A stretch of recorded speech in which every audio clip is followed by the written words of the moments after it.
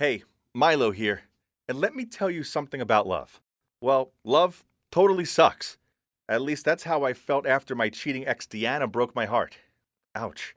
Deanna's 16 months and 15 days older than me. Not that I was counting or anything. I first met her in the park one morning. The heel on her shoe had broken, and being a sucker for a damsel in distress, I ran to the nearest store and bought her an emergency pair of flip-flops. She offered to take me out to lunch to say thank you. Then we hit it off. And that's how we started dating. We quickly fell madly in love despite the age difference. But then she had to go off to college. But it would just take a year being apart from each other because she'd made me promise to apply to the same school as her so we could be together. The future sounded amazing. I couldn't wait till graduation and start a new life with her in a new city. It was our 10-month anniversary, so I tried to be romantic and showed up at her place with a surprise bunch of flowers. But that's when I caught her in bed with some college guy. Talk about a bummer. I actually think I felt my heart snapped in two. I was so angry, I threw the bouquet to the ground and didn't forget to stomp on them a few times on my way out. So, I took the train home and turned into that miserable guy who hates love. To make it even worse, Valentine's Day was approaching and loved-up couples were everywhere. Ugh, what a disgusting sight. If I couldn't have a happy Valentine's Day, then neither could anyone else. So I decided to mess with them. My friends were the money-making kind, so naturally, they wanted to cash in on the day of love. If your heart is still intact, then you have no idea how much it sucks feeling heartbroken and being surrounded by chocolates, flowers, and fluffy teddy bears holding hearts. But I'd already agreed to help them as I figured I could spend the extra money on a gift for Deanna. But obviously, this was pointless now. I'm not the kind of guy to bail on my friends. So that's why I ended up in the park with a pull cart full of soppy items. Ugh. There were gooey eyes couples everywhere. I didn't know if I wanted to vomit or scream. I saw a couple walking toward me, so I decided to make this more interesting. Hello, sir. Can I interest you in a beautiful bouquet of roses to show your lovely mother here how much you love her? He stared at me in confusion and clumsily said no, while the girlfriend glared at me in anger as they're walking away. She kept hitting her boyfriend's arm, asking in an annoying girly tone, "Why didn't you tell him I wasn't your mom? Do I look that old? I can't believe this. You didn't even correct him." And then the guy had to calm her down in despair. Priceless. After that, I said it to every couple that came up to me. But then one of my friends noticed that I was chasing customers away with my dumb jokes, so she kicked me off the project. Oh well, it beat being around lovesick couples.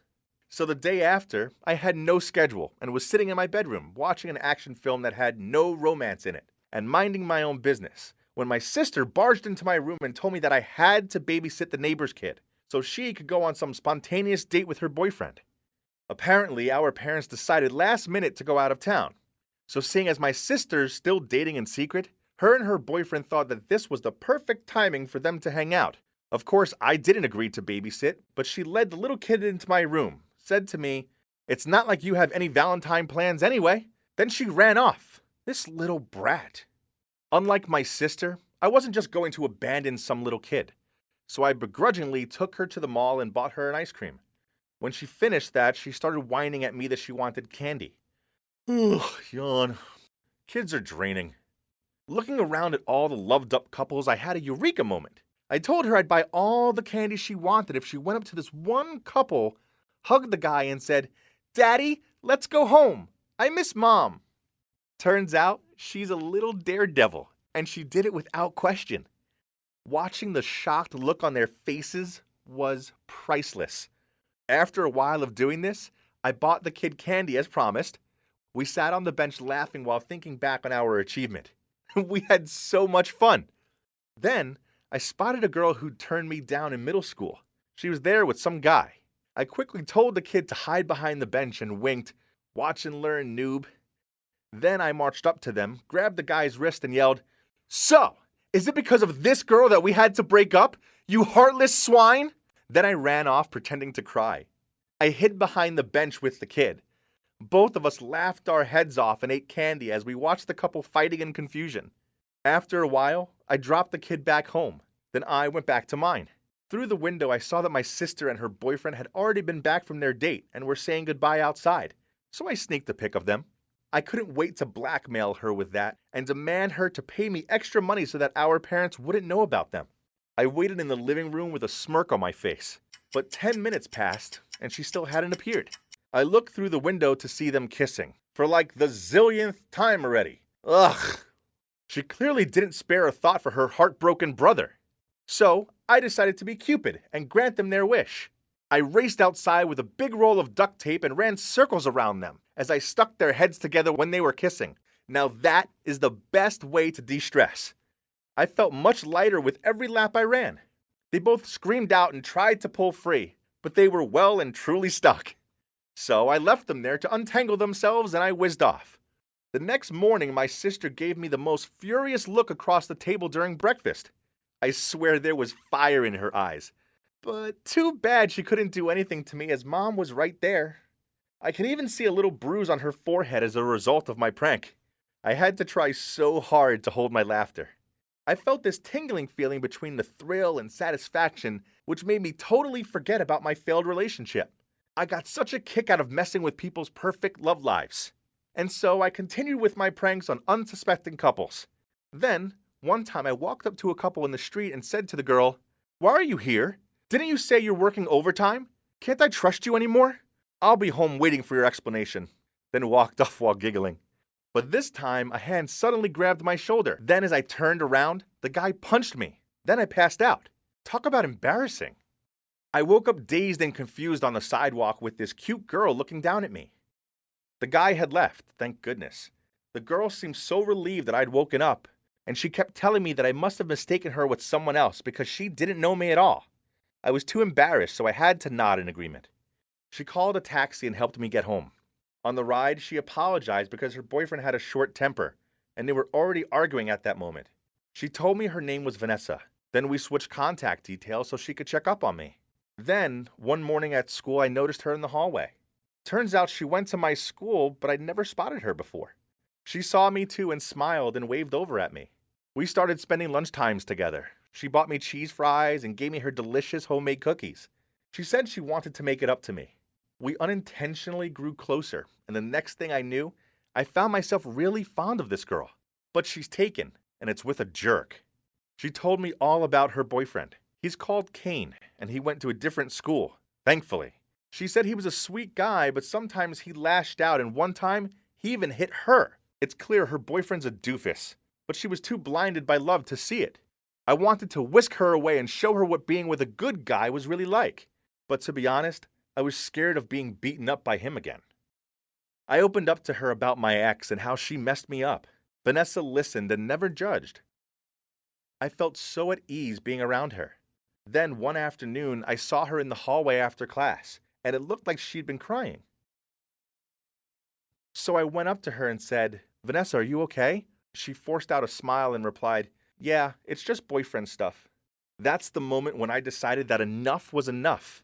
Scary boyfriend or not, no matter what it takes, I had to tell her my feelings and save her from him. I offered to drive her home. Then I planned to confess my feelings to her on the way home. But to my annoyance, she said it's okay as her sister was picking her up that day. Then she waved goodbye to me and ran over to a car. Wait a minute. I knew that car. Her sister, the girl in the car. That was my ex. Talk about a dilemma. How on earth did this happen? I swore to never see my ex again. I couldn't bear the thought of breathing the same air as her, but now I had a crush on her sister. Help! To make it even worse, I've told Vanessa all about how much I hate my ex. How can I let her know that the ex in question turned out to be her sister? Help me. This is so crazy, and I have no idea how to wriggle my way out of this one. Hey guys, it's me, Milo.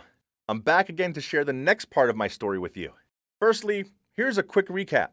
So my ex Deanna cheated on me with some college doofus, and in doing so broke my heart. So I decided that if I couldn't be happy, then neither could anyone else. So, around Valentine's Day, I messed with other couples. One such prank led me to meet Vanessa. Then, I found myself falling for her. The problem is she has a boyfriend, and he's a jerk. And the even bigger problem is that I just found out that she's my ex's little sister. And there's a chance I may have told Vanessa some pretty harsh truths about her sister. But in my defense, back then I didn't realize they were siblings. At first, I had no idea how to deal with the situation, so I just decided to avoid everyone. If I saw Vanessa at school, then I darted around the corner into the restroom behind an overweight kid. Anything that meant I didn't have to face her. The problem was I found myself missing her too much. I felt like I couldn't live without her. So no matter the consequences, I had to do something now.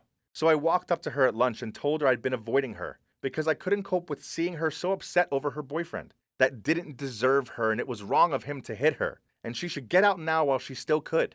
Then I told her I'd always be there for her, and hopefully as more than just friends. She seemed touched. She knew there were a lot of problems in their relationship too, but admitted she'd been in denial about it all. She held my hand and said that she had feelings for me too, but now we had to deal with her boyfriend first. Ugh, her boyfriend Kane. He was the short-tempered kind of guy who solves everything with a punch. He will never accept it if she breaks up with him. It would dent his pride too much, and probably result in him being violent toward her. While to be honest, I'm too much of a coward. I couldn't protect her in that case. If he knew she was breaking up with him to be with me, well, then that's the end for me. So I thought long and hard about this, and then, voila! I derived a master plan. If he couldn't handle Vanessa breaking up with him, then we'll make him break up with her. Wow. Am I a genius or what? The next day I told Vanessa the plan. It's simple. She just needs to intentionally look sloppy, stinky, and ugly in front of him so he would soon tire of her. When she first heard it, she wasn't impressed and said, "That's so embarrassing. I can't do that. No girl wants to look like a mess." I told her that she would only have to do it in front of him.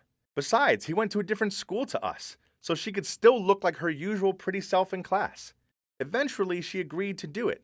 And as I expected, just after a few weeks of playing ugly, Kane had enough and broke up with her. Vanessa came around to mine and excitedly told me the news. She'd gone to Kane's place without any makeup on, wearing some stained oversized shirt, her hair a mess, and she hadn't even brushed her teeth. Then, when he ended it with her, she pretended to cry.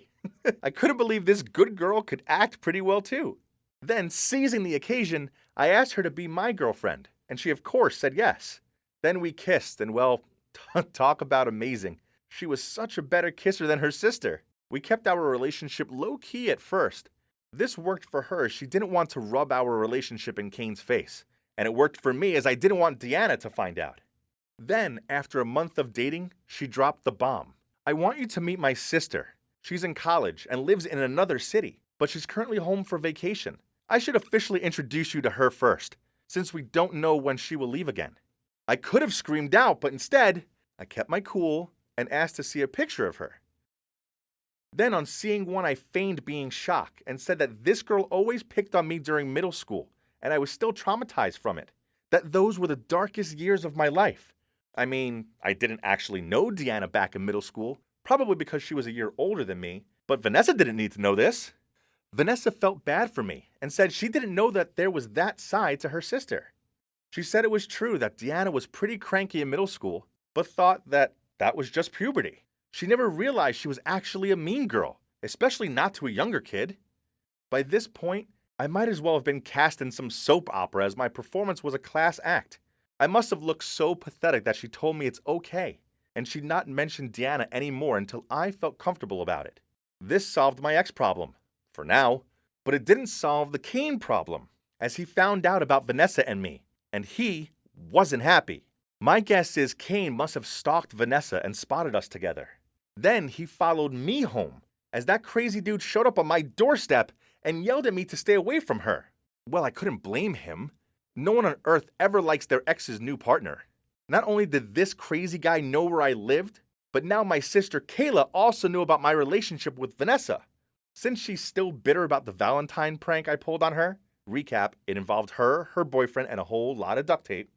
So it wasn't overly surprising when she smirked at me and said, "Just you wait and see. I haven't forgot about what you did to me on Valentine's, and now seems like the perfect time for revenge."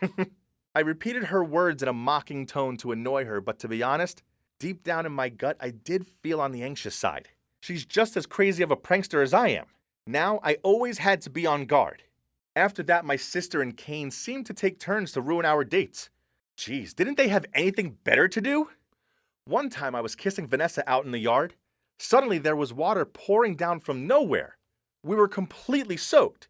I looked around and saw my sister standing on the second floor balcony, holding an empty bucket and said, "Oops, I was just trying to water the flowers." Then on a movie date night, Kane showed up at the same film, sat in the row behind us, and kept on kicking the back of my seat, and even threw popcorn at me. Later, when I went home and checked the hood of my hoodie, there were all kinds of trash and enough popcorn for the next movie date. How childish. It was all trivial stuff, really, but it was getting annoying. Then, on our 2-month anniversary, I told Vanessa to dress up all nice, then I took her to this swanky Italian restaurant. The meal was amazing, until when I reached into my pocket and took out my wallet to pay. Then, to my horror, a picture of a bikini-wearing girl fell out of nowhere. I was so shocked and just froze in confusion. Vanessa looked so upset. I explained that I'd never seen that picture before in my life, and I had no idea who the girl was. Then the waiter showed up with the card machine. I clumsily opened my wallet, but none of my cards were there. I searched my pockets again in panic, but nothing, not even a penny. Bright red, I muttered out that I had no money on me. This was the worst moment of my life. I thought I was going to lose my girlfriend and have to pot wash. But then I heard arguing coming from outside. Me, Vanessa, and the waiter all stared out the window and saw my sister and Kane yelling at each other. We stepped outside and listened in on their conversation. Turns out my sister had taken all the cards out of my wallet so I wouldn't be able to pay. She's been peeking in from the window all night long and spying on us, just to wait and see my pathetic face as I found out that all of my cards have vanished into thin air. But then she was disappointed that it didn't go to plan because I was busy explaining to Vanessa about some stupid photo instead. That's when she met eyes with some crazy guy who was standing next to her and laughing his ass off in satisfaction, which you can already tell who he was, the mastermind of that bikini photo prank. Kayla got annoyed and picked a fight with Kane because now she felt like her prank had been overlooked and she wasn't happy about it. It's kind of dumb, really. As if they weren't so proud and headstrong, they could have watched me miserably try to squirm my way out of the no cards and picture of another girl fiasco. Instead, they'd been caught red-handed setting me up. Vanessa pointed at Kane and said to the waiter, "He'll pay for our meal." Then she grabbed my arm and pulled me away. So yeah, we left my sister and Kane to their arguing, and I took Vanessa home.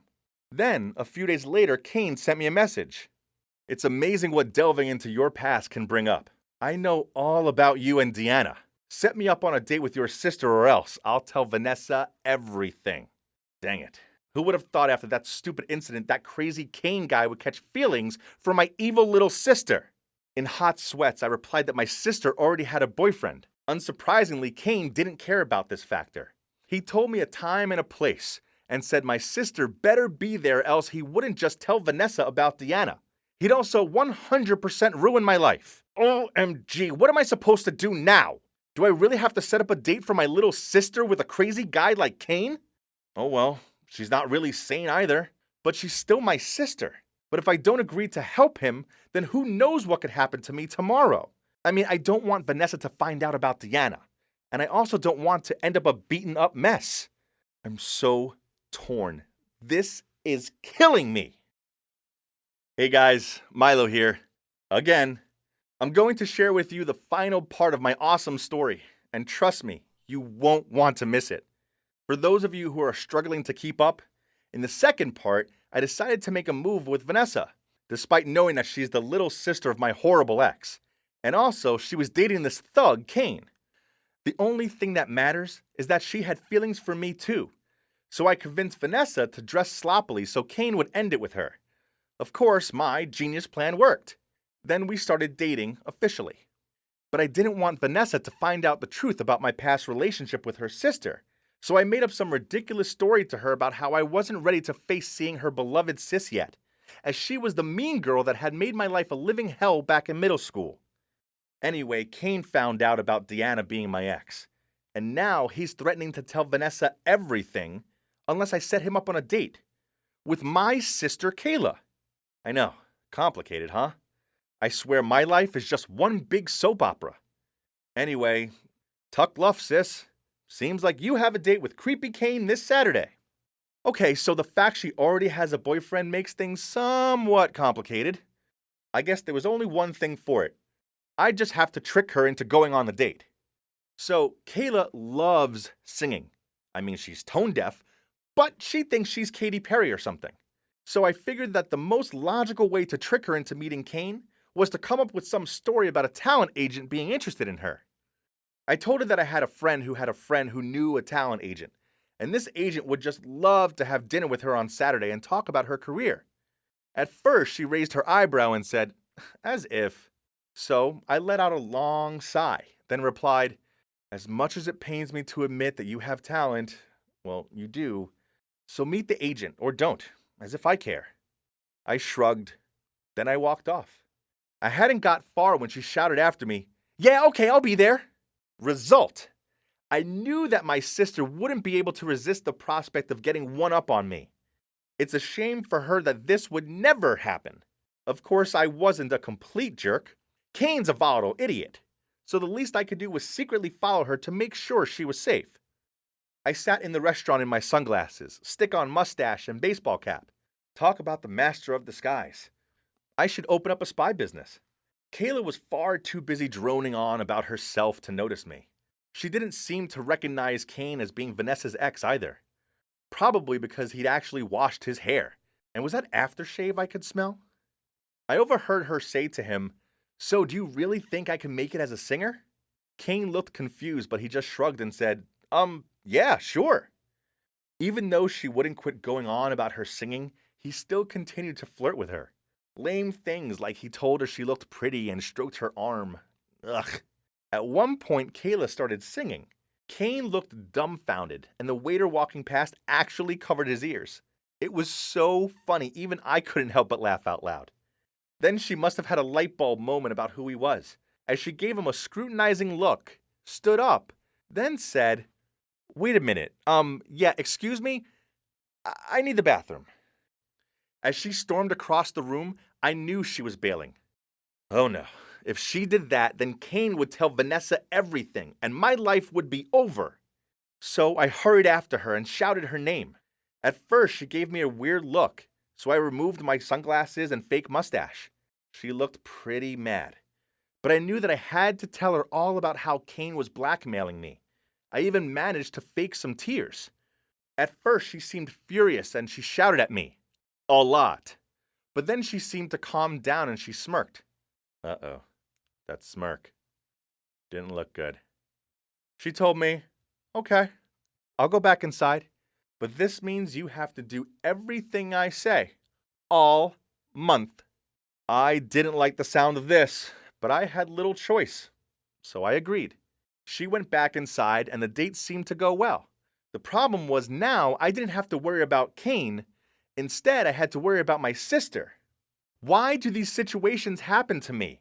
Has karma for messing with all those couples come back to bite me? I had to do all Kayla's chores, including staying home every weekend to babysit the kid next door. Ugh. Then I also had to message her actual boyfriend and apologize for the Valentine's prank I played on him. A reminder for you, it involved my super speed and a whole lot of duct tape. Things got weirder though, as Kane seemed totally smitten with my sister. He sent her flowers, then he sent her a giant teddy bear. And he even messaged me saying he wanted to assure me he would never hurt her. Okay, this was weird. It seems my sister had made the once thug-like Kane turn soft. Thing is, she binned his flowers, gave the teddy to the neighbor's kid, and well, made it clear she didn't like him. Wow, love can really mess someone up. Even someone like Kane. I guess he liked her coldness toward him. I suppose it's far more of a challenge than being with someone all kind and sweet like Vanessa. Kayla had started selling home-baked goods, cookies and things. They were tough, burned, and gross, but people seemed to buy them. So guess who she roped into playing delivery driver? Talk about lame. What made it even worse was I had a date with Vanessa one day. But no, now I had to deliver inedible biscuits. Being the smart guy I am, I found a way to get around this. So I picked Vanessa up from the library, then went off to make the deliveries. The plan was to drop them off as quickly as possible, then Vanessa and I could have date night. Vanessa didn't mind. In fact, she thought it was sweet that I was helping Kayla out. Ha! We got to the delivery address, and it was a nail salon. I left Vanessa in the car and rushed inside. Then I saw who the customer was, and oh my God. There standing in front of me was Deanna. Talk about a shocker. I was so surprised that I actually dropped the delivery. I muttered out something about how my sister would reimburse her. Then I went to leave. She grabbed my arm and said she wanted to apologize to me properly for cheating on me. Now was not the time for this. Talk about awkward. I tried to yank my arm away, but she kept clinging to me. Then Vanessa suddenly walked in. I guess she must have seen us through the shop window. She yelled out, "Deanna, what are you doing? Let him go! Stop being so mean! I didn't want to believe that you ever teased him back in middle school, but here's the proof!" Deanna looked confused as she replied, "What are you doing here?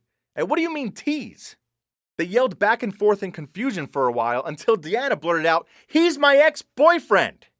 Cue two furious women staring at me in anger, asking for an explanation. Now would be the perfect time for a UFO to come and abduct me, but no such luck.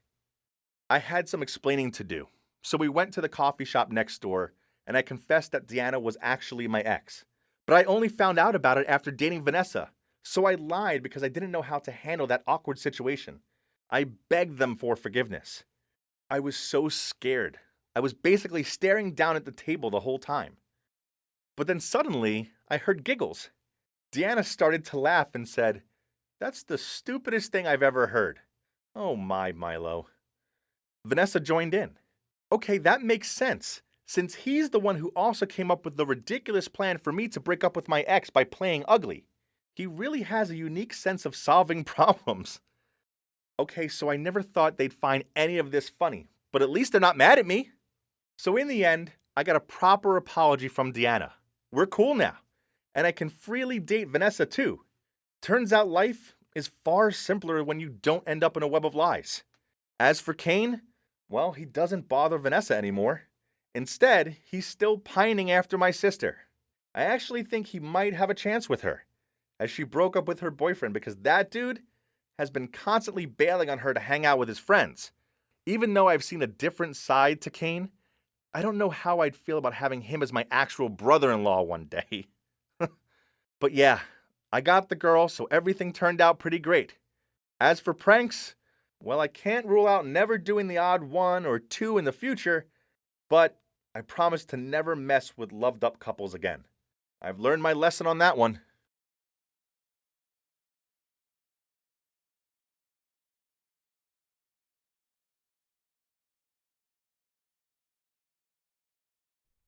I used to think that being beautiful meant I'd sail through life and always get whatever I wanted.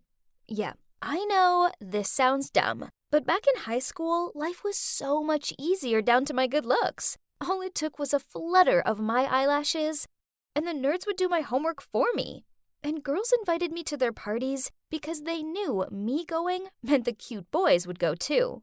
It was nice having attention from other boys, but I was only interested in my boyfriend, Logan. He was a senior, and he was just perfect. He was so handsome, super smart, and a sports pro. There was one teeny tiny problem. I sucked at studying. It was just so boring.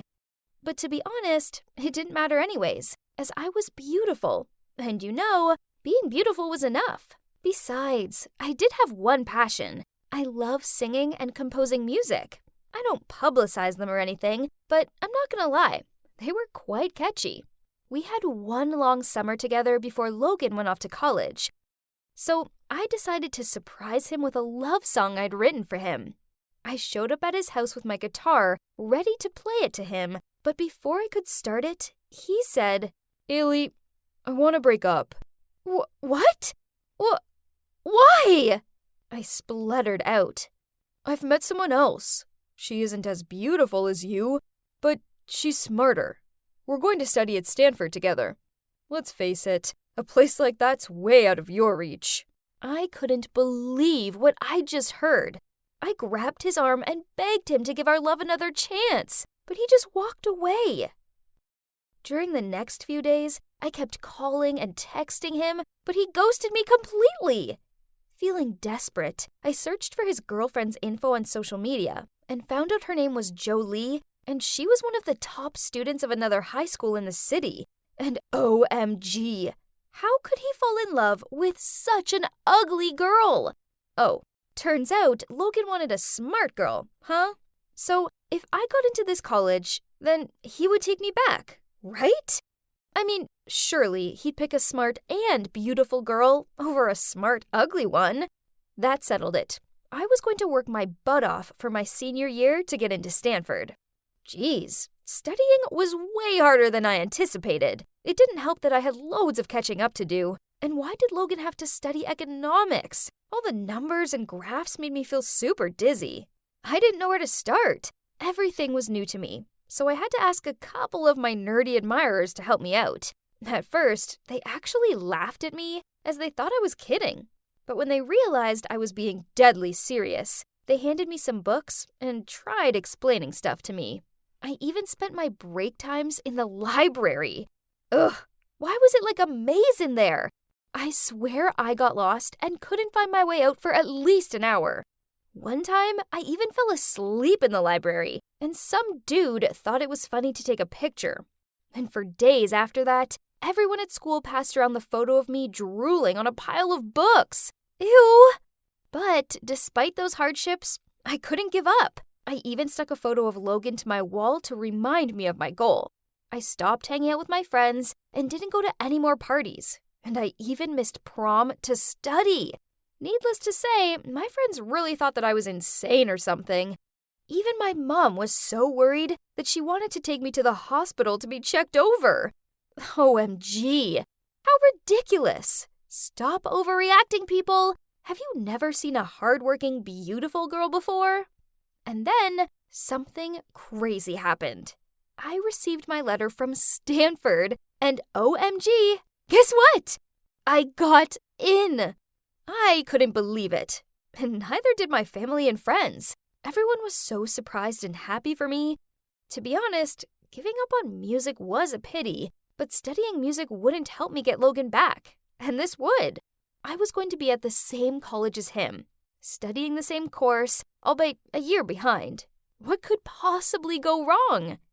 So, I moved to college and ended up with the geekiest roommate ever. She actually plastered math equations onto the walls. Ugh, what a weird girl. Moreover, studying here was even more boring than in high school. Much more. One time during a macroeconomics class, yep, it's as boring as it sounds, I had my earbuds in and was thinking up song lyrics when someone knocked on my desk. How dare they interrupt my creative flow? So I blurted out, "1 second, I'm writing," while my eyes were still on my notebook. Then I looked up to see Professor Bentley standing there. He snatched my notebook, saw my lyrics, then told me, "Get out at once and never come back." Whatever. I was sick of this snooze-inducing subject anyway. Seriously, watching paint dry would have been more fun. I stormed out of there, ranting to myself about how I hated his lame class, when I turned a corner and saw Logan holding hands with his ugly girlfriend. Ugh! Why now? Logan stared at me like he'd seen a ghost, then asked, "Haley, what are you doing here?" I forced a smile at him, but before I could say anything, his girlfriend spoke out. "Oh, you're Ailey, my boyfriend's infamous stalker? Let me guess, Professor Bentley kicked you out? Figures, as he's allergic to brainless girls." Then she dragged Logan away. How dare she mock me? I was far too beautiful to be spoken to like that by the likes of her. I was going to show her. I'd soon win back my man. I went back to my room and listed some ideas. I could buy him a gift. Nah, too obvious. Or I could tag him in pictures of us together. Nah, too desperate. I know. I should stick to what I'm good at. In my case, that's music. Besides, how romantic would me singing a love song to him be? He wouldn't be able to resist. Some days later, I took my guitar out into the yard. A crowd began to gather around me, so I said, "I wrote this song for my ex, Logan. Just wanted to say that I love you so much. Will you be my boyfriend again?" Everyone around me cheered, and it made me even more excited, and I started singing. After I finished my song, Logan and Jolie appeared.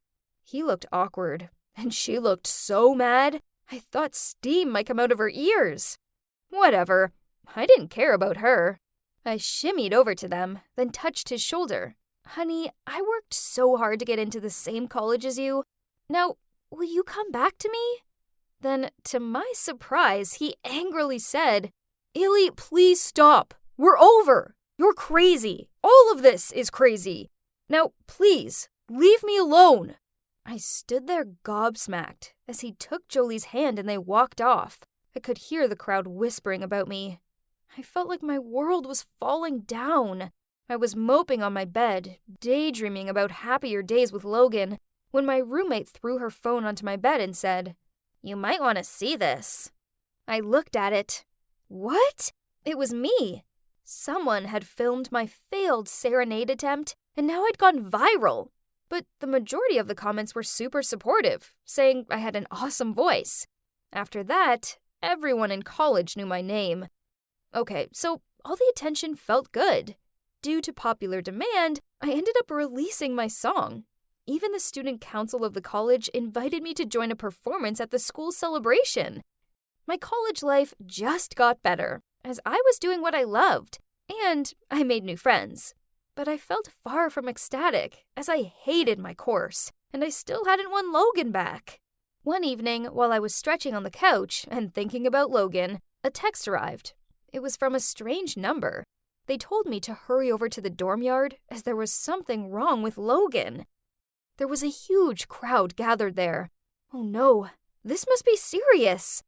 Frantically, I pushed through them, and that's when I saw Logan standing there with his back to me, in the middle of a candle heart shape. He must have sent me the message. I shakily walked toward him, and then softly called his name. He turned around, got on one knee, but his face was still fixed on the ground. Then, to my surprise, he said, I really love you and want to be a part of your life. Will you marry me, Jolie?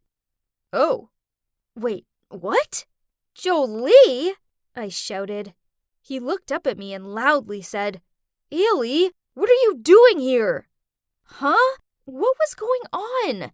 I looked back, and that's when I saw that some of their friends were standing behind me with some affectionate photos of Jolie and Logan, and also banners saying, Will you marry me, Jolie? Okay, so this clearly wasn't for me. Suddenly, Jolie appeared, and in a mocking voice said, First you stalk my boyfriend, and now you ruin our proposal? Get real! He doesn't want you. Before I could say anything, Logan yelled at me. Oh, Ailey, please stop it. I'm begging you. Stop being so obsessed. It makes me sick. I don't love you anymore. And I'm never going to want you back. I stood there totally mortified. I heard the crowd jeering at me and taking photos. I quickly ran away with tears streaming down my face. I angrily dialed back the phone number that had sent me the message, but it was blocked. This must have been someone's idea of a sick joke. A week later, my phone buzzed. What? It was from Logan. I quickly opened the message. Hi, Ailey. Look, I found out that Jolie sent you the message to meet at the yard.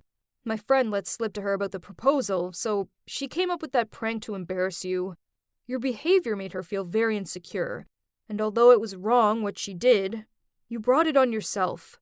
Please move on and find happiness, as this isn't you. Your actions have made you ugly, and you've lost yourself. I burst into tears because I knew he was right. I gave up on my passion and applied for a course I had no interest in, and all for this guy that still didn't choose me. Now it was time to give up on Logan and this college.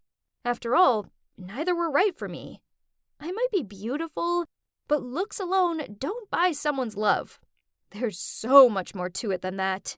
For now, I've moved back home, but I'm going to put my heart and soul into my music, then apply to a music school majoring in composition, because I finally realized that it isn't Logan who will make me happy. It's my passion.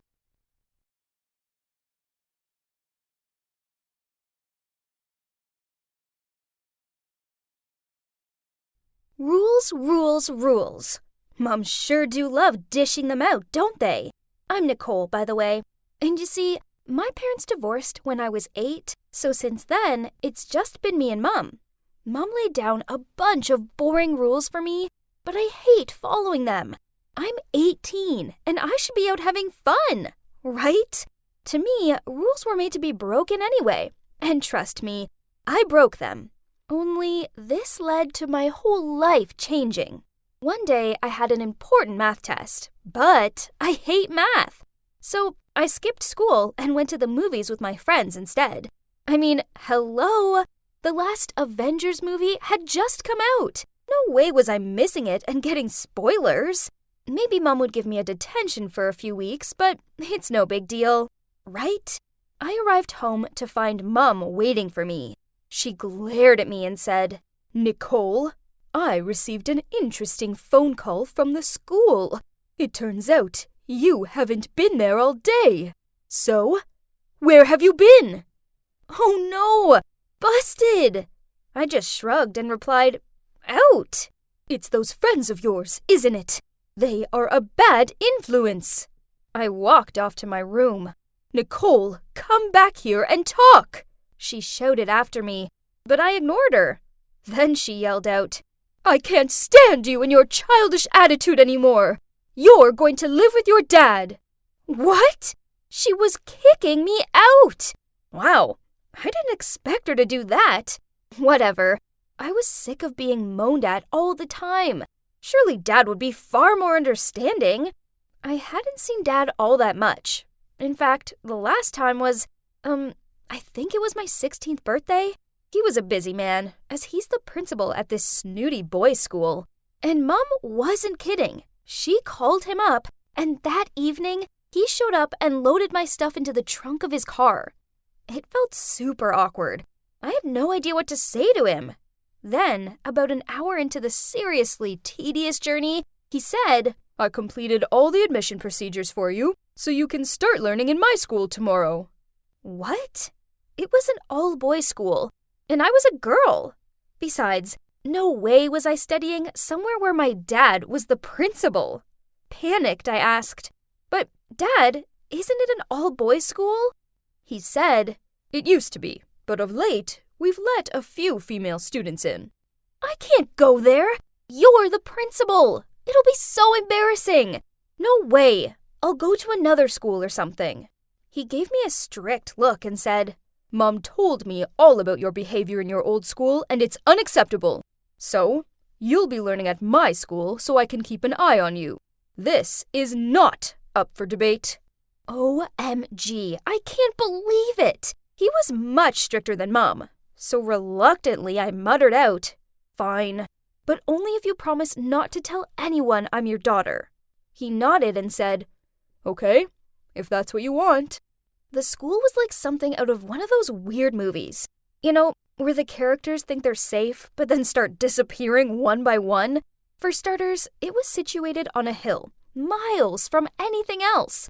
Inside, well, it was so masculine. Browns and grays, and I didn't see one picture in the entire building. The only female thing in the whole place was the girls' restroom. We had to share everything else with the boys. Talk about an inconvenience.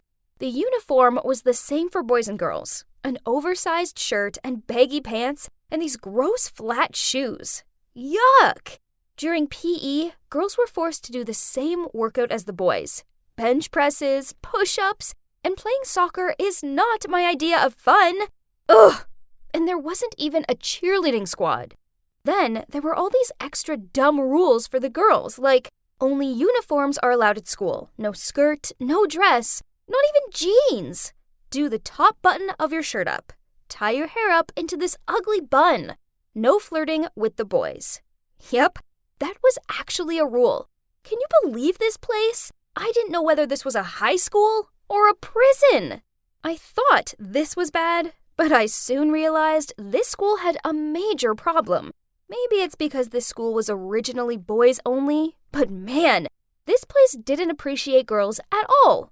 Once in a history class, the teacher asked us what year Abraham Lincoln became president.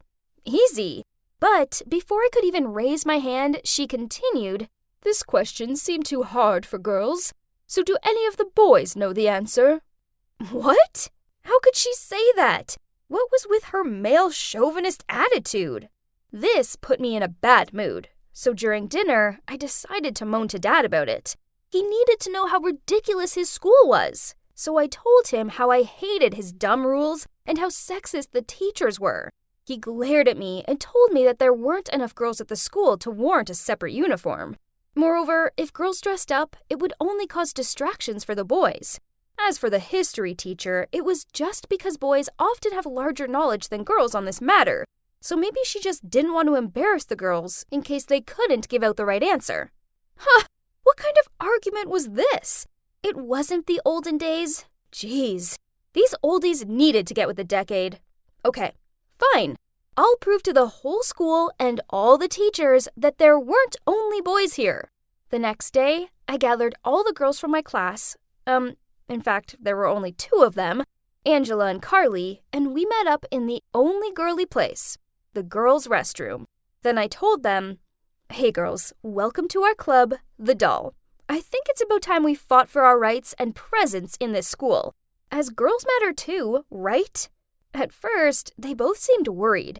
I get it, they didn't want to get in trouble, but I soon managed to convince them that it'd be fine, fun even, so they came around and agreed.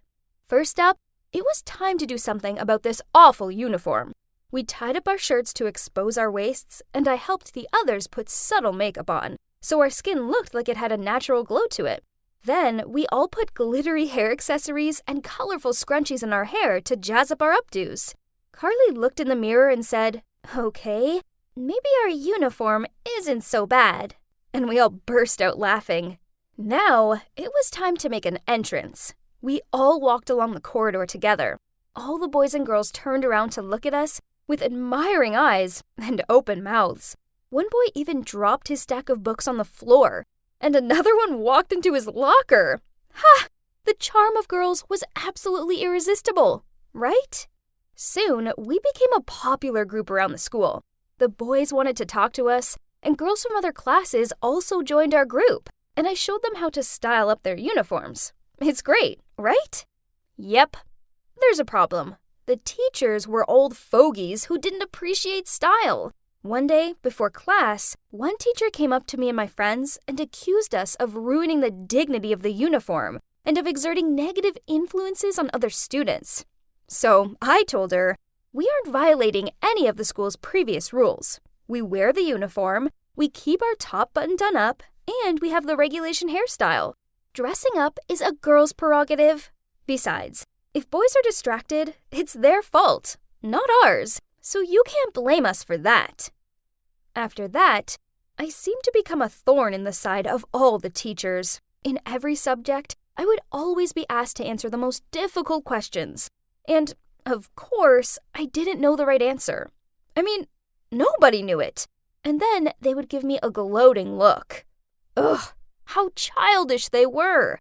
Another time, I was in the lunch queue, and when it was my turn, I chose barbecue chicken drumsticks, as they're my favorite. However, to my surprise, the canteen server said there was no chicken left, then put this weird oatmeal slop on my plate.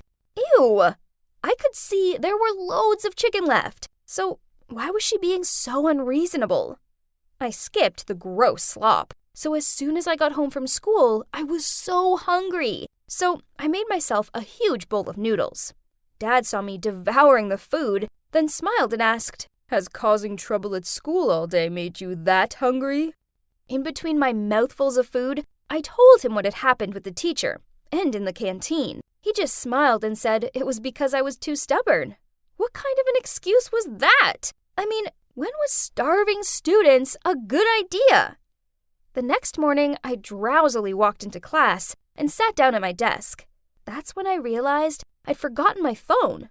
Well, this totally sucked, so I moaned to Angela. These teachers make my life a misery, and now I don't even have my phone. Today's going to be a long one. Suddenly, someone knocked on my desk. I looked up and saw my dad, aka the principal, standing there in front of me. I was so surprised that before I could say anything, he said, "Hey, Cupcake, you left your phone at home. Oh, And I brought you breakfast, as you know how grumpy you get when you're hungry. Then he put my phone and a sandwich on my desk, stroked my hair, then left. What was he doing? Did he forget his promise? Needless to say, my classmates looked shocked. Angela stared at me and said, Huh? The principal is your dad? Unbelievable! Why didn't you tell us? I sat there open-mouthed. This was the most awkward thing ever. Thanks a lot, Dad. But little did I know, that was just the start of a new chapter of craziness. Things were about to get even worse. And oh boy, you wouldn't want to miss out on that.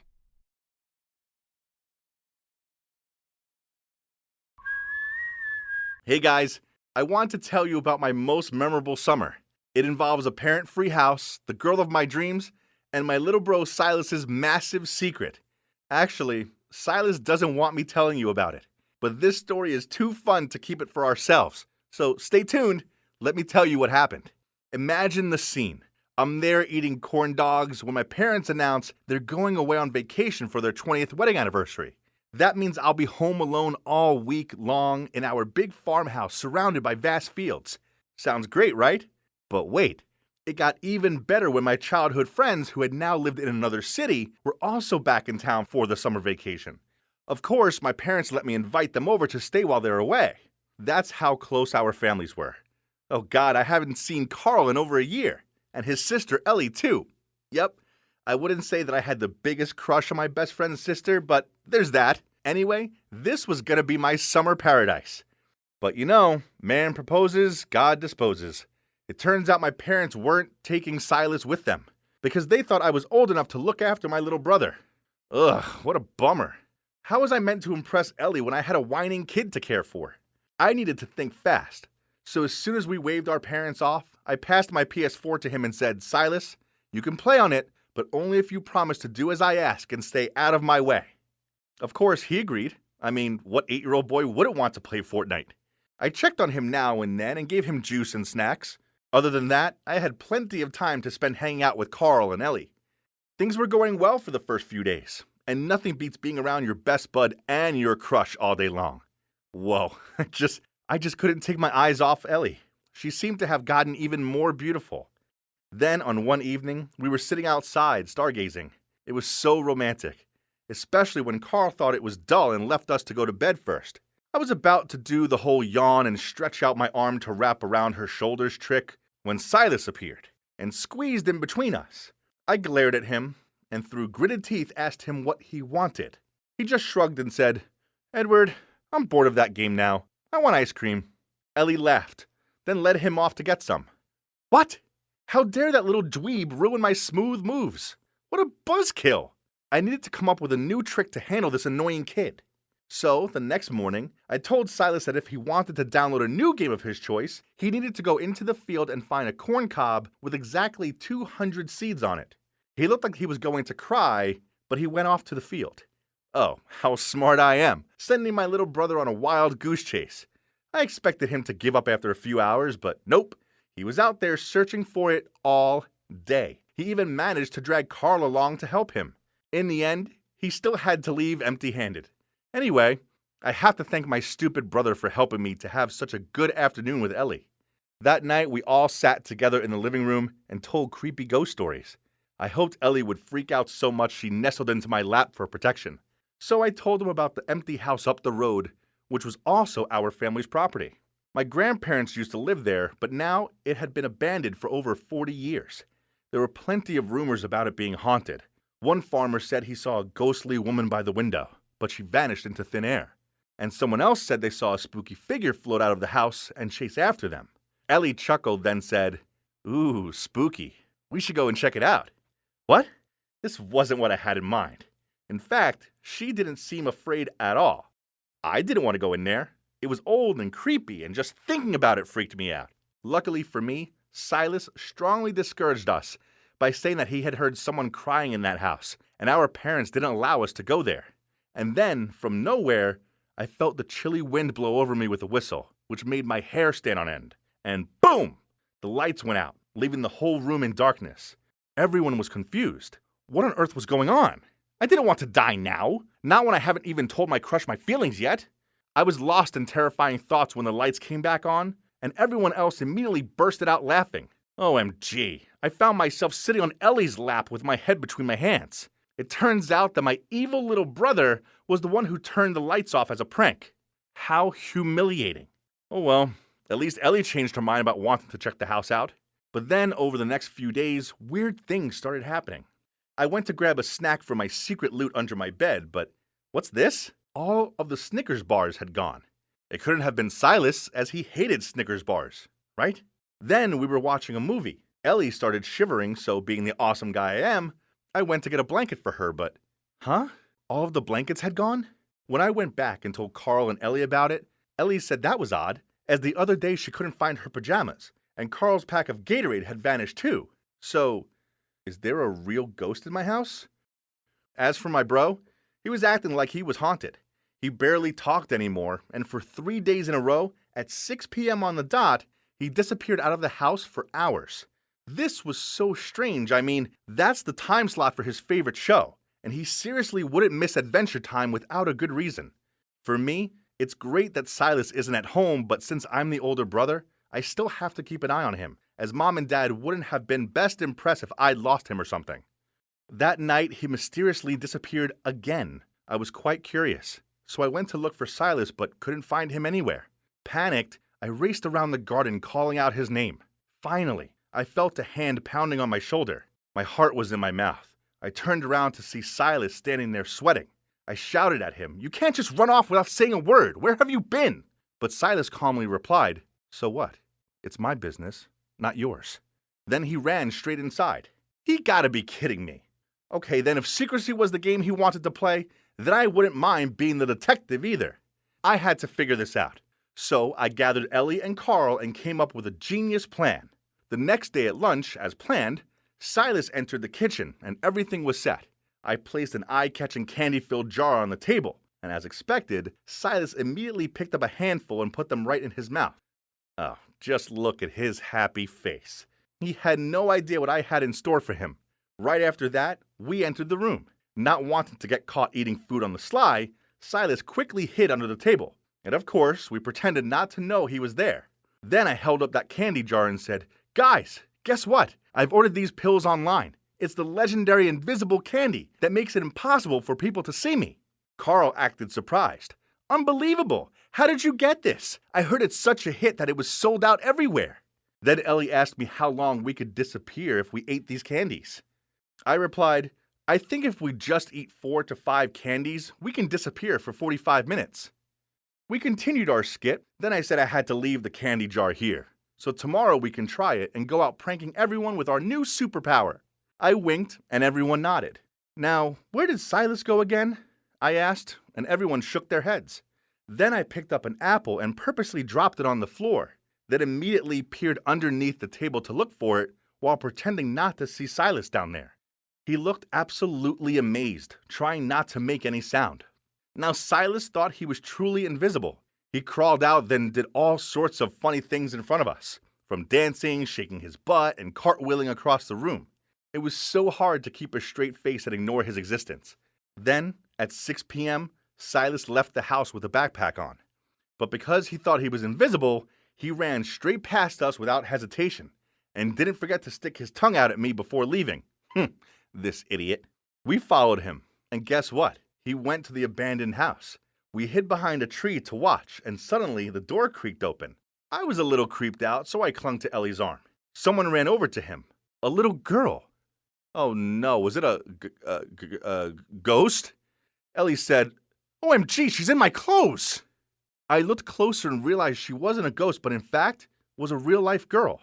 So Silas hid that little girl in our abandoned house, and that's why he kept telling us over and over again not to come here. Since Silas thought that he was invisible, he kept running around her saying, "You can't see me, right?" He looked so funny as the little girl was too bewildered to understand anything. And right then we barged in shouting, "Gotcha!" Well, well, well. Look who's the big guy hiding his girlfriend here. I pulled out Silas's backpack, which was filled with Snickers bars and other missing items.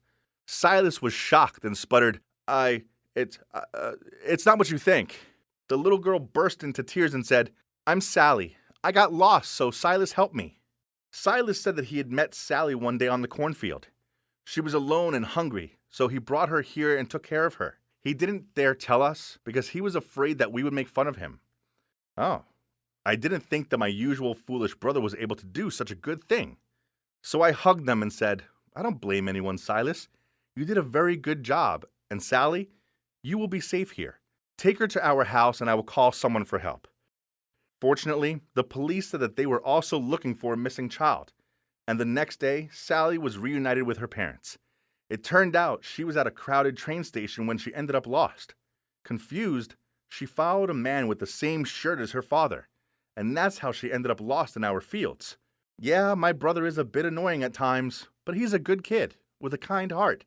Since then, we've grown closer, and I used my savings to reward my brother with a console of his very own. As for me and Ellie, well, let's just say our relationship is still in the friend zone for now. But Carl might have noticed something, and he didn't seem to oppose it. So just give me time and wish me luck.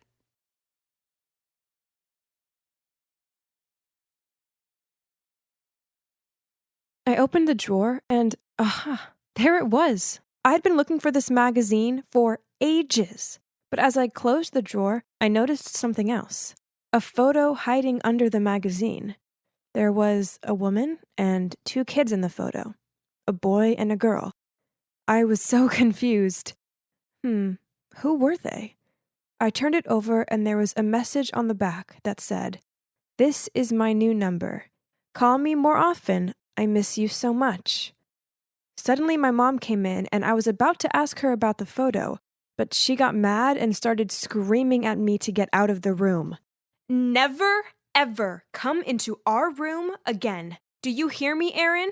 We have private stuff in here. You know the rules." I was just looking for the magazine, I said, and quickly tucked the photo inside before running out of her room.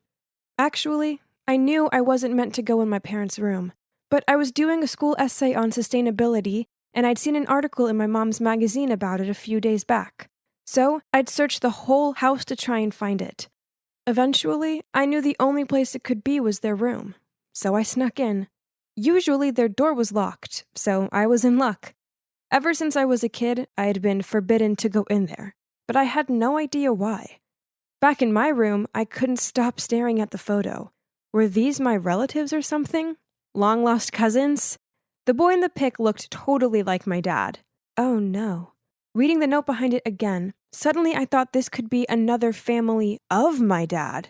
Do you know what I meant? Yes. What if my dad had a secret family? Maybe he'd cheated on my mom and had this whole other secret life. My inner detective was going crazy. There was nothing else for it. I had to get to the bottom of this and find out the truth. I searched online for the phone number and couldn't believe it when a girl the same age as me popped up. I started scrolling through all her photos and suddenly saw one of a young guy holding a baby, and the caption said, "Miss the old days of being daddy's little girl." This was insane. I was certain the young guy in the photo was my dad, and I needed to talk to the girl ASAP. I messaged her and told her we were related. I even sent some photos of me taken with my dad to prove it. I was shaking when I saw her reply pop up. "My dad never mentioned you, not even once." That hurt me so much. I couldn't believe this girl was actually my dad's daughter too. Now, how am I supposed to break this news to Mom? She'd freak out. I couldn't bear the thought of seeing this crush her. So I decided to go clear things up myself first. A few days later, my dad was going on a business trip to Boston. Again. He was always going to Boston. I'd always believed he was just super busy at work, but now I knew the truth as my dad's secret daughter had confirmed she was also from Boston. I mean, of course she was.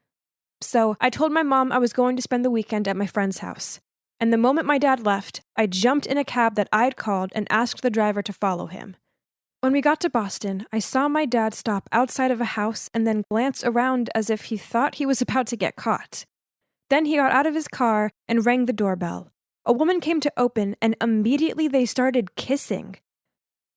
Then a young girl appeared and, yep, it was exactly the people in the photo.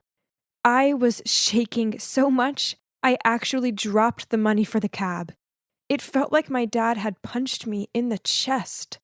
I was so upset. He had this whole other family that Mom and I had no clue about. I couldn't stand it anymore. Mom didn't deserve this.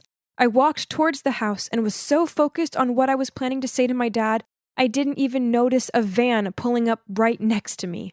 Suddenly, everything went black, and I realized I had been blindfolded. A huge hand was covering my mouth so I couldn't even scream. I felt tape being put across my lips, sealing them shut. Then someone yanked me backwards and shoved me into some kind of car. Oh my God, was I being kidnapped? Why? Had my dad seen me and now he was trying to cover his tracks? This was like something out of a movie. They even tied me up.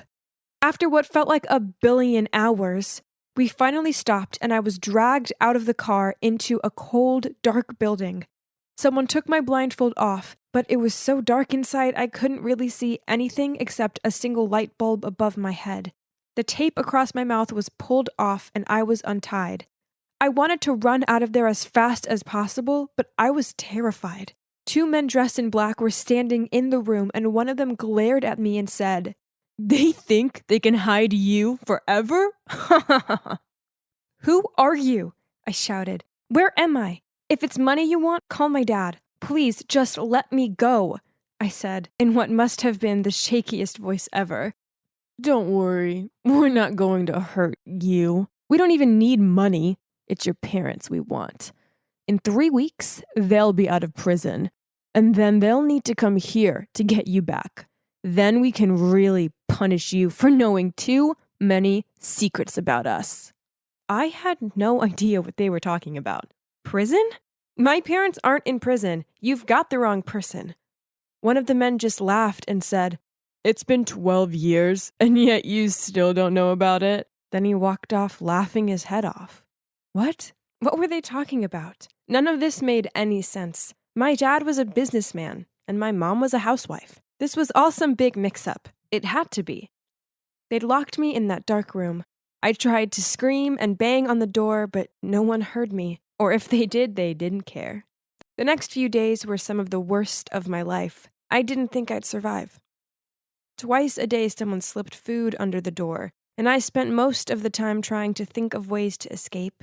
There was no window, but there was a small air vent, and if I could just open it, I thought I might be able to crawl through and get the heck out of this disgusting, shabby place.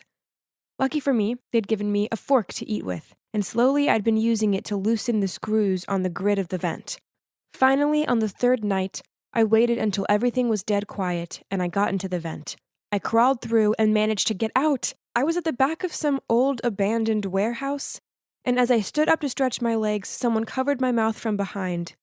Oh no! How had I got caught so quickly? But then I heard a voice. "Shh, are you okay?" I almost screamed. It was my mom. "How did you find me?" I asked. But she just grabbed my hand and said, "Let's get out of here, then I'll explain." We climbed through a small gap in the fence, and then I saw a black car by the road. I started to panic again, but my mom told me it was for us. And then as we climbed in, she said to the driver, "I got her, James. Let's go." It was only then that I finally took a look at my mom and realized what she was wearing. She was in all black and looked like a spy or something. Mom, what's going on?" My mom bit her lip and said she couldn't hide it from me anymore. What she told me next was unbelievable.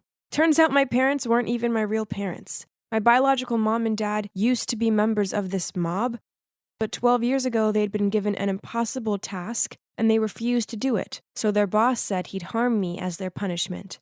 My parents had no choice but to turn themselves in and ask the police for protection for me. In return, they gave the police some confidential info about the mob. Whoa, I was shocked. "So, you're not my mom? My real parents are in prison?" I felt like my head was spinning. How could my life get so crazy? Yep, they're in prison. Back then, the police stormed into the mob's headquarters, but the boss had managed to escape. That's why we put you in the protection program, because we knew he'd come search for you. This was too much. I didn't want such a dramatic life. Then I suddenly remembered there was more drama. Mom, I found out Dad was cheating on you, so I followed him here to Boston. Did you follow him too? I mean, how did you find me? This was so weird. My mom didn't look sad at all. She said, actually, he wasn't cheating. That woman and those kids are his family. You see, at the time, he and I were the only two people qualified enough to adopt you. So he actually left his family to fake our family life to protect you. It was all part of the protection program. But he missed his family so much. That's why he went back to see them most weekends. I'm so sorry, Aaron. We didn't expect it to turn out like this. When you didn't come home on Sunday, I used the GPS we set on your phone, and that's how I found you.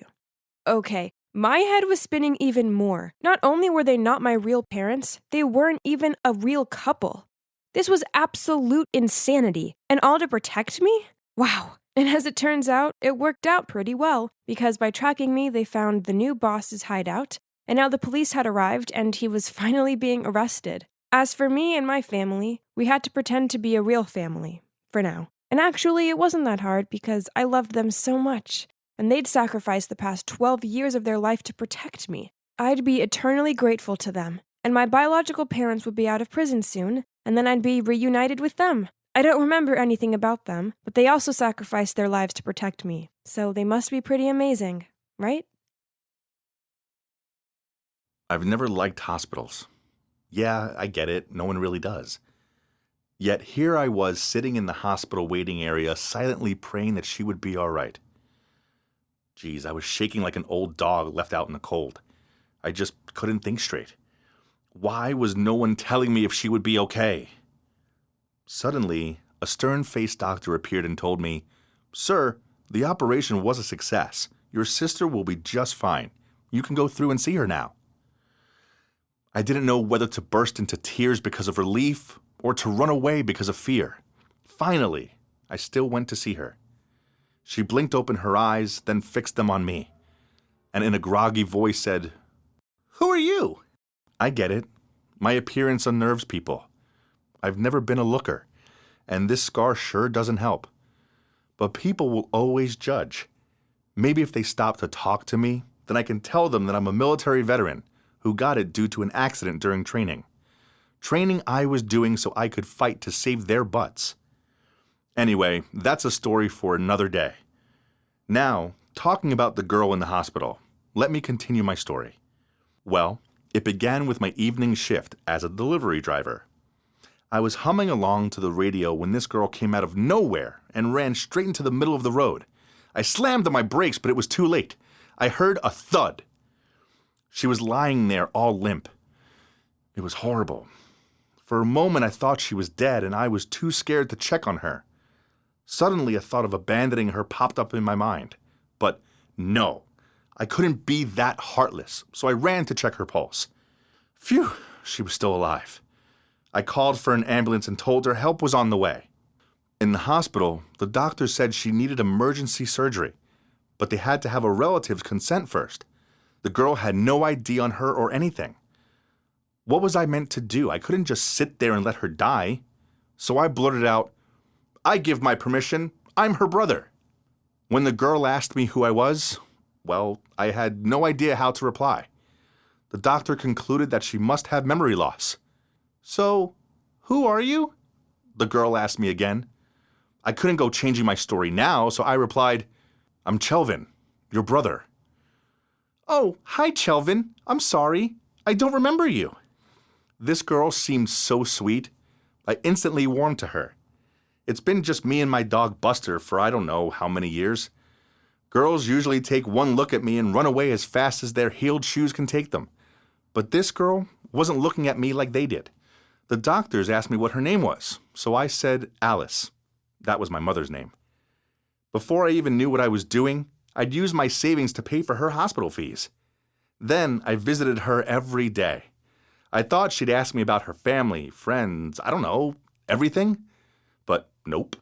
She just liked listening to me ramble on, mainly about Buster. When she was ready to leave the hospital, I took her back to my house. I made up the spare room and bought some new bed covers, laid some clothes out on the bed, and put some flowers in there to make it look nice. Alice seemed to like it. She smiled, told me I was sweet, then hugged me. I bet I was blushing like a beetroot. I left her there to get ready. Then I made a start on dinner. She came downstairs in this dress I'd bought at the mall for her, and oh my days, she looked like a picture. I made an excuse to go and get her a drink, so she wouldn't see how flustered I was. I thought she'd ask me stuff about her life, but she didn't. Not one question. So I decided to tell her anyway. I mean, I'd spent days making the backstory up, so I may as well share it with her. It's just you and me now, and it has been that way for a long time. Our parents passed away some years ago now. Our mom, she was called Alice too. "Oh, it's a nice name," she muttered back. "Do I look like her?" Yes, you have her hair." I told her a few other things, such as how she'd just broken up with her boyfriend and was in between homes at the moment. I know it sounds crazy, but it's like she was soaking my words in and taking some comfort from them. The next day, things changed, and Alice started doing erratic things. I went downstairs bright and early to find that she'd emptied all of my kitchen cupboards and was scrubbing them clean. When I asked her what she was doing, she ignored me and carried on. It's like she was in her own bubble and couldn't hear me at all. I told myself this was probably just her way of adjusting to everything. But then her odd behavior continued. When a delivery guy knocked on the door, she leaped behind the couch. Afterward, I asked her what was up. But she said she was just looking for her lost earring.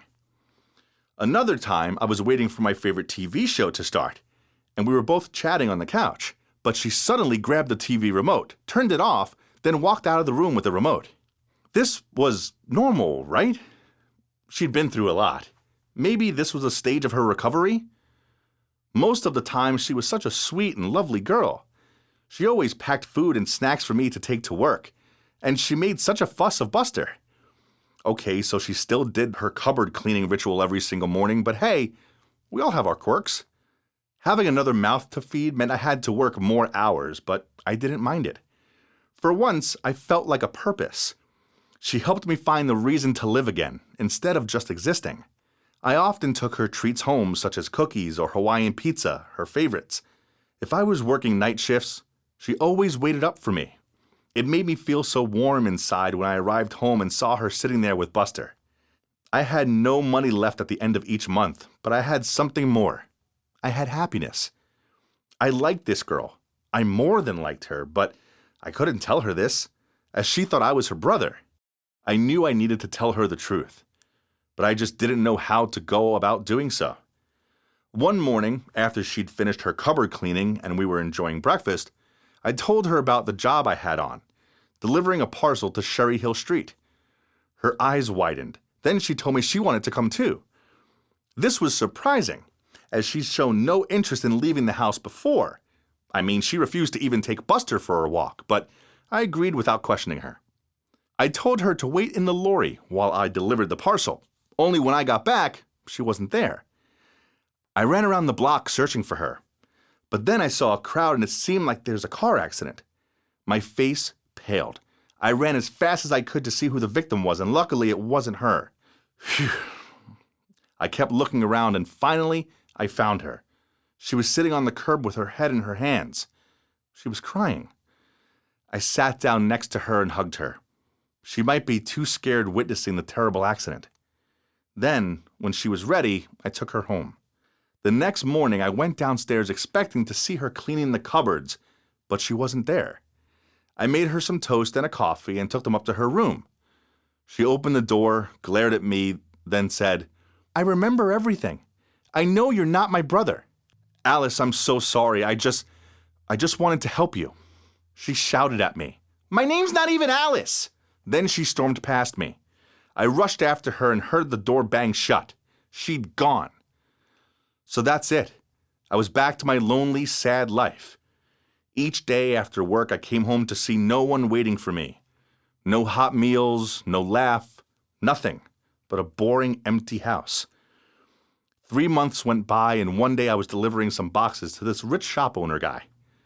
The boxes were very heavy, and one of them fell out of my arms and hit the floor. The shop guy started yelling at me, "You idiot! I'm not paying you to be neglectful."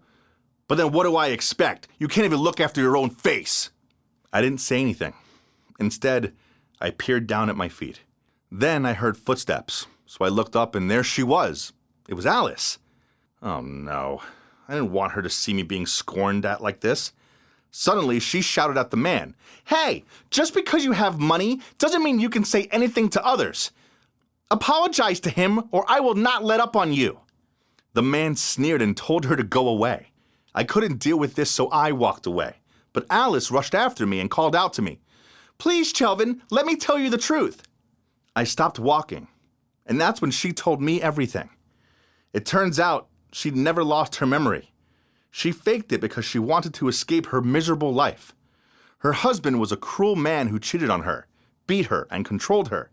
He was a famous TV presenter, which is why she turned off the TV that time, as she'd seen him on there. She hid when the doorbell rang, as she was terrified it'd be him, and she tidied the cupboard every morning out of habit, as if she didn't do it back home, he would beat her. What? This was crazy. I needed answers. So I asked her, "So you faked regaining your memories? And that outburst, it was all a lie?"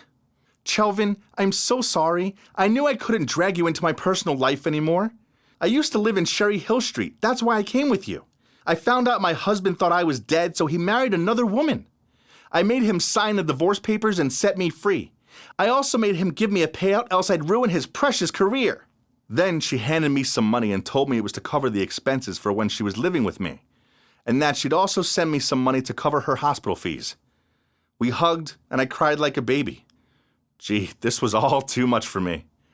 But then, to my surprise, she grinned, went to shake my hand, then said, "Hey, I'm Julia. It's a pleasure to meet you." So, after that, thanks to her ex, Julia was able to buy a nice little house. Actually, I'm helping her renovate it. We've become pretty great friends. To be honest, just looking at her makes my stomach flip. I love her so much. I know I need to tell her. Life's far too short not to. If she says no, well, then at least I'll still have her friendship, right? I might not have model looks, but I'm a good person. Julia's taught me to realize that. I hope she says yes, but what will be, will be. Wish me luck. Hi, Jared here. I just had a narrow escape from death, as my friend had tried to cut my abdomen open and take things in my belly. You can see that I'm still alive to tell you this story, but honestly, it took time for me to feel all there again. I'm not sure if I'm introverted or extroverted. I love making friends, but I do it much better through social media. As you can see, I was scrolling my newsfeed and drop likes instead of hanging out on the weekend. That was when a post on my favorite travel page caught my eyes. Some girl raised her point of how stupid and reckless people were, thinking they were cool and somehow better than others to go backpacking solo, and added that they better save money and be more responsible by experiencing package tours. Oh yeah? She's a package tour seller or what?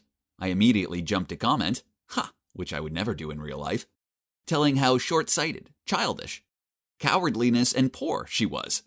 Of course, my words hit likes. Then a guy even sent me a friend request and started chatting with me about his same feelings, and right away we hit it off. His name was Travis, a 31-year-old guy living in the Northwest, close to Portland. Pretty soon we were chatting every day.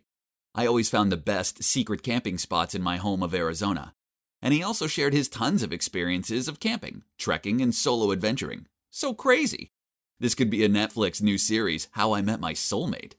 As summer vacation was coming up, Travis invited me to Oregon a number of times, but I still hesitated to put Portland in my summer bucket list. My final summer as a student must be an unforgettable experience. Travis got my mind and said he was organizing a small music festival with some friends up in Portland, and he'd love for me to join. Seeing as I played guitar, I jumped at the chance and said yes, without even thinking about it. Could it get even cooler? Yes! The festival was going to finance my whole journey. It's a hell of a risk. You don't even know this guy. What kind of online friend who pays for your plane ticket and your hotel and even all your food? Is he interested in you in that way? Oh man, my old, boring, skeptical parents could never see the bright side of this world. I'm 17, and I was absolutely not that dumb. When I was walking out of the Portland airport terminal, I could recognize Travis right away. He and the girl he was holding must be his little daughter, Anna. They were both waving at me excitedly, and my heart melted for this cute moment. We greeted each other like we were old friends, and his daughter couldn't stop chatting to me. I instantly felt more at ease. They would make my experience memorable. Along the way to the city, Travis told me a lot about the upcoming festival, and despite my best efforts not to show my naivety, I couldn't control my childish excitement. Wow, Travis, the show's gonna be epic. My parents can finally see how amazing I am. Oh, Anna, are you excited to see your hero daddy burning the stage tomorrow? Right away, I could see her sad eyes. I can't be there. You have an important appointment with your doctor, don't you remember? Travis then turned to me. Anna has kidney disease, so the place is too dangerous for her. Oh, Jared, don't let it affect your mood. Tomorrow will tell if she can have a kidney transplant. Wish you the best, I said. I will play for her tomorrow.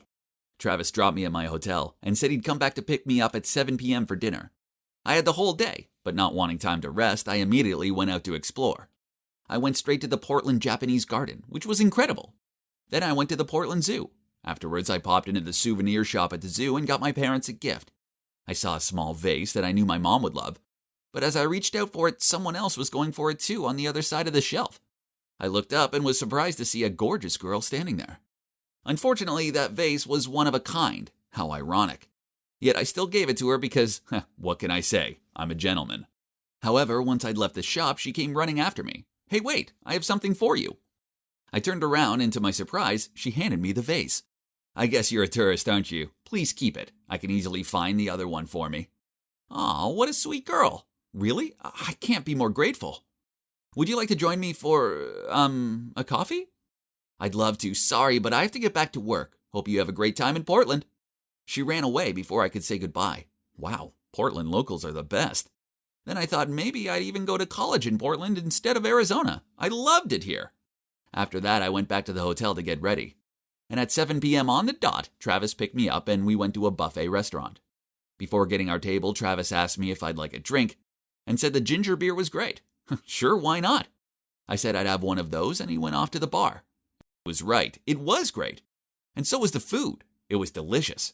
And I must have eaten about 4 platefuls before I suddenly felt a bit sick. Oh, something's not right. I looked down and realized there was a shrimp in one of the salads. Oh no, I had a shrimp allergy.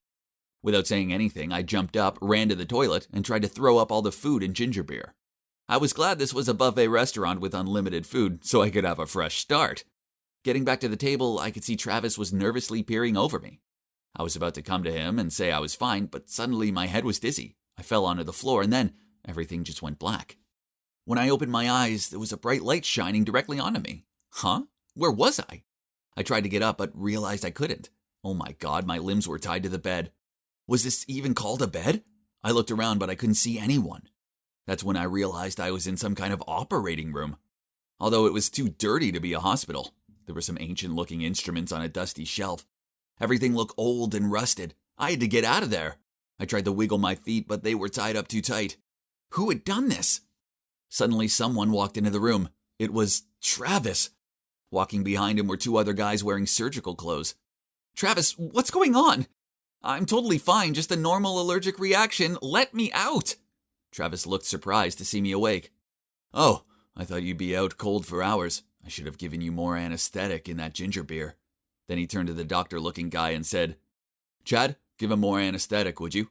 Wait, what do you want? You can have all my money and stuff. I won't tell anyone. He started walking toward me with a sinister grin on his face. You shouldn't have woken up yet. Since you've seen us, there's only one way to clean up the mess. He reached out to me with a syringe and I started screaming, Let me go! Let me go! But he was obviously not about to stop. Come on, or you want to see your belly being disemboweled? What? So they were trying to rip open my belly? Gutting me like a fish? I tried to struggle so he couldn't inject. The iron bed was shaking hard. Yes, till my last breath. Suddenly the door burst out and the police rushed in. Was this just a flash before I died? Stop, you're under arrest! Their shouting brought me back to reality. They grabbed Travis and the other 2 doctor guys and handcuffed them, while another untied me. I was taken outside and they helped me into a police car. My soul hadn't been back to my body yet, but when I looked to my left, I panicked. The girl from the souvenir shop was sitting next to me. Oh my mother, what are you doing here? She put her hand on my arm and said, A horrible night, isn't it? I'm actually an undercover cop, and I've been investigating an organ trafficking line. That guy Travis, who has pretended to be your friend, is actually part of the line. Not everyone was as lucky as you, Jared. So many teenagers has been set up. Then she told me what happened. Turns out she followed Travis and was surprised to see him picking me up and went to the restaurant. She followed Travis when he went to the bar and saw him drop something into my drink. That's when I saw you'd fainted. Everyone gathered around, but Travis said you were just drunk and took you away. I followed him and called the police, she said. Oh, no. What the hell was I stuck in? This is insane. I could have lost my kidneys or something. I'd even have died. Yes, we might not have made it without your own strong effort to lengthen the time. But how come you didn't feel the effects of the anesthetic? She asked. I thought back and realized. And oh, I had to laugh. It was the shrimp who saved me. I made myself throw up and vomited most of the anesthetic. If it hadn't been for the shrimp, who knows what might have happened. I don't even want to think about it. What a close shave. Not in a million years did I ever think I'd get mixed up in something dangerous like this. This time I will let my skeptical mom and dad say, I told you 1,000,000 times. We have to be careful, especially when it comes to our kidneys. Maybe package tours aren't so bad after all, right?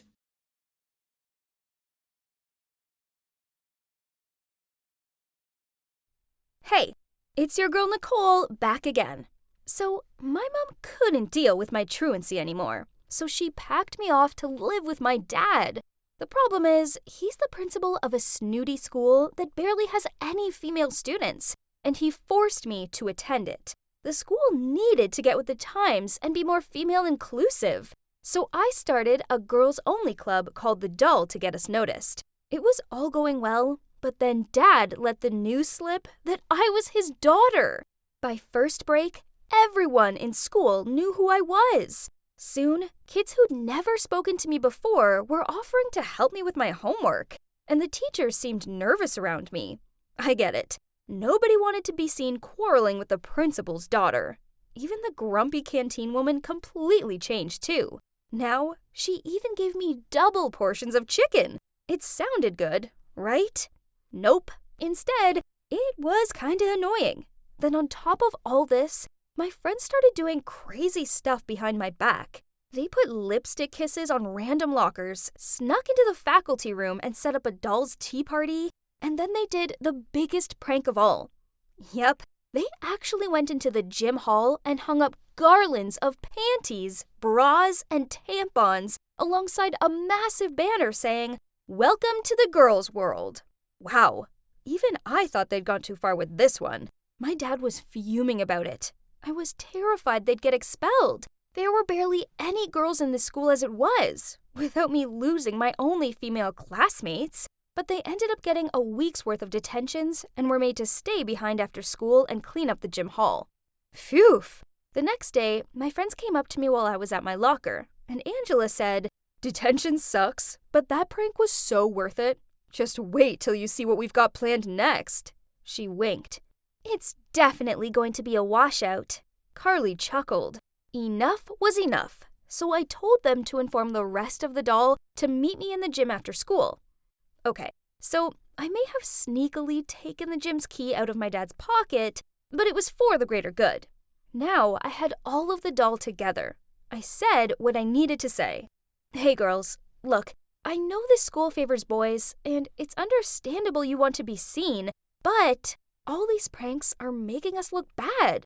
I know my dad, and the only way he's going to listen to us is if we do something that gets across our point in an honorable way. So I'm going to run in the next student council election." Before I'd even finished my sentence, Carly said, "But that position is only for the boys." So I replied, "I think it's time we change that. Don't you? So, who's with me?" To my surprise, all of the girls in the room raised their hands and cheered. After that, I launched my campaign. The 2 candidates with the highest number of votes would go through to the final round. At first, I didn't get much attention, but then this wasn't surprising, as I was the only girl competing. The other competitors took it super seriously.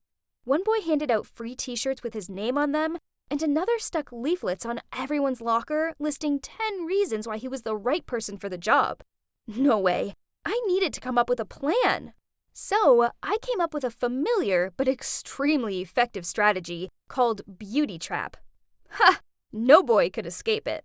One of my main focuses was that I wanted to put the buzz back in this school and make it inclusive for all. So I took that one step further, and me and my team dressed up as cute bees and handed out homemade black and yellow cupcakes. Then, whenever a boy spoke to us, we winked at them, handed them candy, and told them it was just for them because they were the cutest. And it worked. Of course! I made the final 2, and it came down to me against Brandon, this super smart guy. So now all I needed to do was work on my presentation, which I'd give in the schoolyard. How boring it was! So a bright idea crossed my mind. Why didn't we combine the finals with a prom night, where students could not only vote for the potential president, but also dress up and socialize? I told my team about my amazing idea, but to my surprise, they looked doubtful. The teachers will never let that happen. They are so anti-parties, it hurts, Carly said. You just leave this to me. I smirked. My dad may have been strict, but he was no match for me. So that night after dinner, I told him my plan.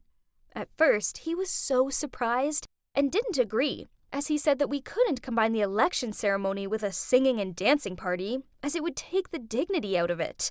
Ugh! My dad was stuck in the past. So I said, but Dad, it'll be a good opportunity for all the students to hang out with each other.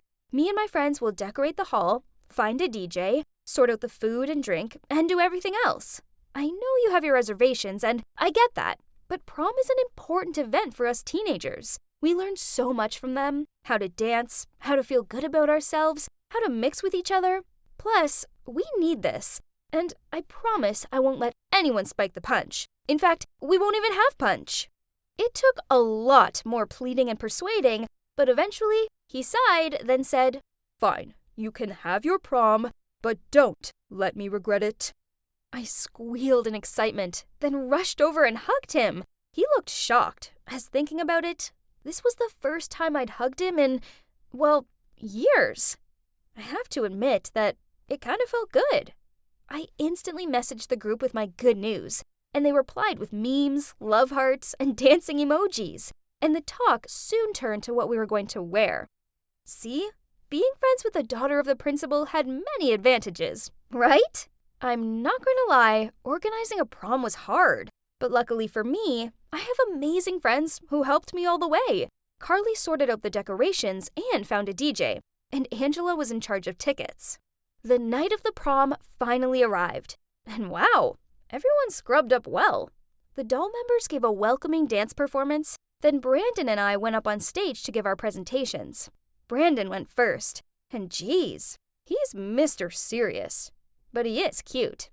He went on about improving the nutritional value of school meals, organizing more school trips for the chess, math, and sports clubs, and doing more to help the climate crisis, such as raising money, recycling, and producing solar energy to lower the school's carbon footprint. It sounded convincing, right? But it was a little bit boring. He was such a nerd, albeit a cute one, and I had to pretend to itch my nose so I could secretly yawn. I heard clapping. Oh no, that meant it was my turn, and I wasn't prepared. The prom had taken up my time and, what should I say? That's when I looked over at my dad, who was standing at the back of the room, and I saw him nod at me. So, I took center stage and decided to let my heart do the talking. Hi, guys and girls. Some of you may know me as the rebel girl who stirred up trouble when I first arrived here, while others may just know me as the principal's daughter. The truth is, I'm just a normal student like the rest of you, one who had some major doubts about coming here. I could hear some people whispering in the crowd, but I kept calm and carried on. I didn't think I'd like it here, but it turns out I was wrong. I've made some amazing friends, and I've grown to really kinda like this place. However, the outdated attitude toward the female students frustrates me. Times have changed, and we belong here too. So it's only right we have our own uniform, clubs tailored for us, and please, no more bench presses. Girls are just as good as boys, if not even better. For example, we, the awesome girls in the doll, set up this party all by ourselves. Together, let's make our high school life more brilliant and inclusive for all, because this school has something special, and I want everyone to see that with a little care and attention, it can truly buzz. Wow, I'd done it. All of the students cheered and applauded. Even Brandon patted me on the shoulder and said, "Well done. Your presentation was so convincing. You've got my vote." Then he winked at me. OMG. What did that mean? After that, I joined my friends on the dance floor and made the most of the amazing dance we'd organized. Finally, it was the results time. One of the teachers went on stage with the envelope containing the winner's name. Then she opened it and said, "With 2/3 of the votes, you've chosen your winner. And it's Nicole." I couldn't believe it! I'd done it! I'd actually won! When I walked off the stage, Dad came over and hugged me tight. Then he said, "Darling, I'm really proud of you." And that was it. Now I'm the president of the student council, and as I promised in my presentation, I'm making this school an inclusive place for all. Now we have more activities for girls, including a cheerleading club. Although, of course, boys can join too. We even have a girls' uniform, so I don't have to wear those hideous baggy pants anymore. Now, everyone seems happier here, including me. Mom heard about my change in attitude and invited me to come back home. But I can't go back. I belong here in this school with my new friends. Maybe, just maybe, I do love this place after all. Who'd have thought it? It's crazy, huh?